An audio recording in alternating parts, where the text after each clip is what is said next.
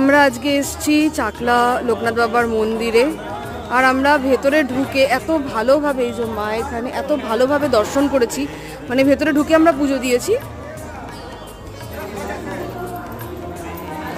এই হলো মন্দির, এত সুন্দর পুজো দিয়েছি আমরা সবাই। আর পুরো ফাঁকা, কেউ নেই, খালি আমরা।